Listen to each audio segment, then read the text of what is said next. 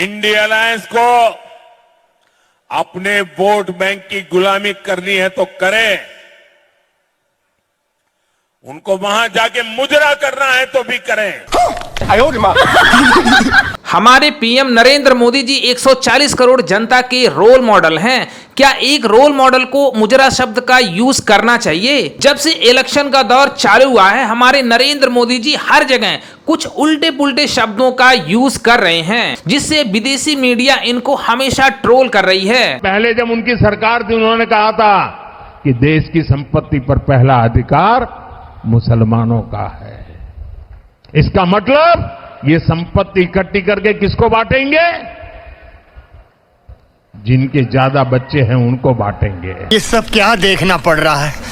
प्रधानमंत्री एक honourable person होते हैं। प्रधानमंत्री को ऐसी बातें क्या शोभा देती है? कमेंट बॉक्स में जरूर लिखना। क्या यह सब एक सत्ता पाने के लिए किया जा रहा है? लोगों को भरमाया जा रहा है? 140 करोड़ जनता की आस्था से खिलवाड़ किया जा रहा है? जिनके ज्यादा बच्चे हैं उनको बांटेंगे,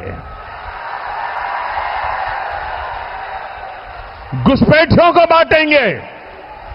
क्या आपकी मेहनत की कमाई का पैसा घुसपैठियों को दिया जाएगा? अच्छा, हमको सिखा रिया है। मुसलमानों ने इस देश की आजादी के लिए खून पसीने बहाए हैं। क्या पीएम को मुसलमानों को घुसपैठिया कहना चाहिए? जिस दिन से उन्होंने मुसलमानों को टारगेट किया, विदेशी मीडिया हमारे पीएम को ट्रोल कर रहा है कि पीएम नरेंद्र मोदी जी इस बार सत्ता में आने के लिए जातवाद का सहारा ले रहे हैं। क्या हमारे माननीय नरेंद्र मोदी जी के इतने बुरे दिन आ गए हैं कि सत्ता में आने के लिए वह अब जातवाद का सहारा ले रहे हैं? ऐसा मत करो मेरी जान। अगर एक आम बंदा यह शब्द बोले तो पचने वाली बात है, लेकिन एक ऑनरेबल, एक पीएम होकर के आप ऐसी बातें किसी जात को लेकर के टारगेट कैसे कर सकते हैं? बहुत सोचने वाली बात है। आप 140 करोड़ जनता की रोल मॉडल हैं, आप लोगों को हम पीएम बनाए हैं, तो आप एक जात को लेकर के ऐसे टारगेट कैसे कर सकते हैं? इससे साफ पता चलता है कि जो आप लोगों की मानसिकता है वो बदल चुकी है। सत्ता में आने के लिए आप लोग कुछ भी कह सकते हैं। और जब मैं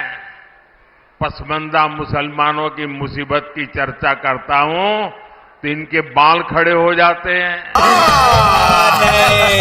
कुछ दिन पहले मुसलमानों को घुसपैठिए बता रहे थे, ज्यादा बच्चा पैदा करने वाले बता रहे थे, लेकिन अब नरेंद्र मोदी जी मुसलमानों की तारीफ कर रहे हैं वोट मांगने के लिए। इससे अंदाजा लगा सकते हैं कि भैया ये पॉलिटिक्स है। यहाँ पे पॉलिटिक्स में किस कदर तक लोग अपने कला का प्रदर्शन करते हैं। इससे साफ पता चलता कि हमारे जो प्रधानमंत्री हैं कितनी अच्छी एक्टिंग करते हैं।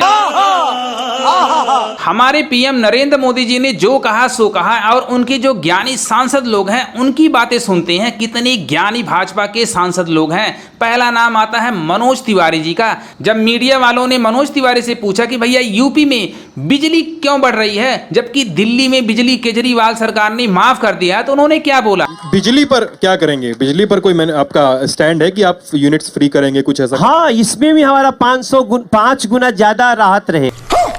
छोटा सा सवाल यहीं पे बन रहा है कि बगल में यूपी है, यूपी में तो बिजली का दाम बढ़ गया। बाप रे, ये तो धोती खोल रहा है।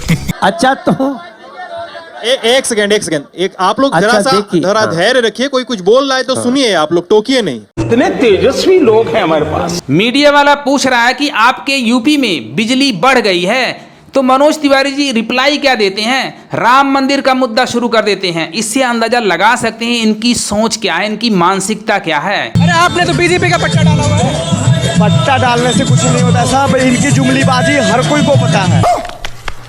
लेकिन किसको वोट करेंगे? नो डाउट कन्हैया, कन्हैया को वोट करेंगे। मनोज तिवारी की इससे ज्यादा बेइज्जती कहीं नहीं हो सकती है। मनोज तिवारी के रोड शो में जब एक बंदे से मीडिया वाले ने पूछा भैया वोट किसको देंगे, तो बंदा बोलता है कि भाई मैं तो दूंगा कन्हैया लाल को वोट, मनोज तिवारी को नहीं दूंगा। इससे शर्म की बात नहीं हो सकती है। बंदा खुलेआम कह रहा है इनकी जुमलेबाजी सबको पता है, इनके जुमलेबाजी हम भी शामिल हैं। हमारी मजबूरी है इनका साथ देने के लिए, लेकिन दिखावा करने के लिए मैं यहाँ पे आया हूँ, वोट डालूंगा कन्हैया को। इससे शर्म की बात हो ही नहीं सकती है मनोज तिवारी के लिए। ये सब क्या देखना पड़ रहा है?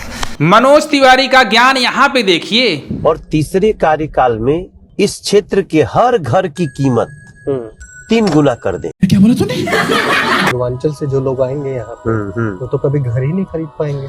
थोड़ा इसमें कंफ्यूज हो रहा हूँ मैं शायद। सोच के बोल लीजिए। मनोज तिवारी जी कह रहे हैं दिल्ली में घरों की कीमत 3 गुना बढ़ा देंगे। तो मीडिया वाले ने कहा कि भैया जो पूर्वांचल से लोग आएंगे जिनके पास ज्यादा पैसे नहीं होती हैं वह कैसे खरीद पाएंगे। तो मनोज तिवारी जी भैया टेंशन में आ गए कि भैया मैं कंफ्यूज हो रहा हूं, बोलना क्या चाह रहा था, क्या बोल गया, और थोड़ा सोच करके बताऊंगा। इससे अंदर लगा सकते हैं कितने ज्ञानी लोग हैं बीजेपी में। ऐसे लोगों को बीजेपी भैया सांसद बना के रखी है। 10 साल से बीजेपी के सांसद हैं, उनको रिप्लाई क्या देना है भाई, उनको मीडिया के सामने क्या बोलना है कुछ नहीं पता है। कितनी इंसल्ट कराओगे मनोज तिवारी आप? उनको बीपीएल बोलते हैं, बिलो पॉवर्टी लाइन। तो बिलो पॉवर्टी लाइन का एक थोड़ा इसमें कंफ्यूज हो रहा हूं मैं शायद। सोच के बोल लीजिए। कंफ्यूजन की बात नहीं है, बड़ा सिंपल है। आप सही कह रहे हैं, बिलो पॉवर्टी लाइन ही है। देखो मैं रो नहीं रहा हूं, मैं खुशी में मेरे आंसू निकल रहे हैं। इतने तेजस्वी लोग हैं हमारे पास।